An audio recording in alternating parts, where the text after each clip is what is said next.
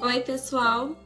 Hoje eu vim falar um pouquinho sobre um assunto que as mães pediram, que é sobre o processo de desfraude. E para a gente ajudar as crianças que estão entrando nesse marco tão importante do desenvolvimento, é importante a gente conhecer como que ele acontece e o que a gente pode fazer para mediar como um facilitador. É importante entender que o desfraude ele vai acontecer num período que vai variar de 2 a 3 anos de idade, porque vai depender bastante do processo de maturação, tanto física quanto emocional da criança. E para isso existem alguns precursores que é importante observar para ver se seu filho está preparado para começar o desfraude. O primeiro deles é a parte motor, os aspectos do desenvolvimento psicomotor. Essa criança já consegue andar sozinha, com independência, segurança e que se sentar e se levantar sem precisar de ajuda? Com relação à comunicação dela, ela já tem um repertório de palavras similar aí a umas 10 palavrinhas, consegue se fazer compreendida com aquilo que ela quer dizer? Ela é capaz de entender algumas instruções simples e realizar algumas tarefas que você solicita? E principalmente algumas pesquisas vêm mostrando quanto é importante que ela comece a consolidar a consciência do eu. É quando ela começa a usar pronomes possessivos como a minha bola, o meu brinquedo. Quando ela passa a utilizar também esses termos para se referir a fatos que aconteceram com ela, como o bicho me picou, o papai me pegou no colo. E por fim, conseguir comunicar necessidades dela, como por exemplo, eu preciso ir no banheiro, eu fiz cocô. Algumas dicas também para poder observar se essa criança está preparada. Quando ela começa a perceber que aquela fralda suja, cheia, pesada, incomoda e demonstra vontade de tirar, por exemplo. Também quando ela começa a querer tirar a própria roupa e consegue.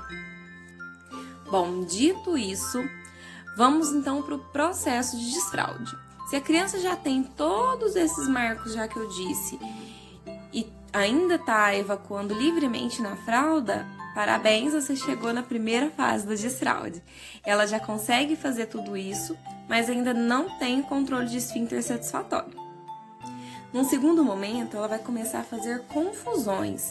Ela não sabe dizer exatamente se fez na fralda ou se não fez, não sabe dizer se foi xixi ou se foi cocô, e nessas horas os pais que acompanham devem ser parceiros e ir orientando ela, instruindo, mostrando empatia, mostrando parceria, demonstrando que você está ali do lado dela para ensinar e que tudo bem, não tem problema fazer na fralda, mas ela está aprendendo o que é o xixi, o que é o cocô, para aprender a diferenciar também as duas situações.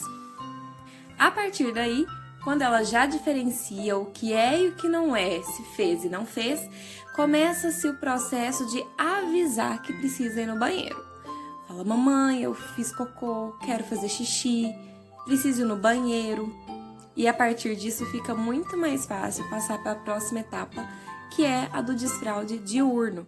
A criança começa ficando algumas horinhas sem fralda e os pais vão acompanhando, os professores vão acompanhando, perguntam se quer ir no banheiro, né? E quando esse momento de ir ao banheiro chegar, que seja um momento prazeroso, que seja um momento de parceria, que seja um momento de confiança, que a criança se sinta acolhida e não pressionada. Então a criança já consegue ficar a maior parte do dia sem fralda e os pais arriscam deixar ela sem a fraldinha durante a noite ou começam a perceber que à noite ela fica com a fraldinha seca por mais tempo. Então isso vai se estendendo, essa prática, as horas vão aumentando até que ela consiga ficar a noite toda sem fazer xixi ou sem fazer cocô.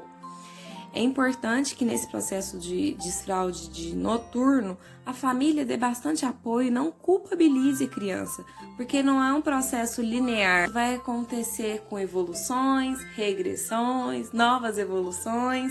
Quando a criança está muito bem lá na frente, pode ser que aconteça alguma situação de frustração, alguma coisa que ela não consegue resolver muito bem, e ela demonstre isso simplesmente recuando no processo de desfraude.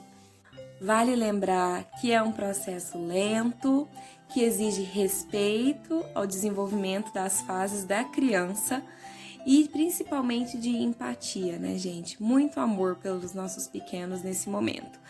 Exige sim muita paciência, a maior parte do tempo será necessário persistência, carinho e respeito pelas crianças que estão passando por esse processo. Isso só tende a ajudar e favorecer essa independência nessa atividade de vida diária tão importante.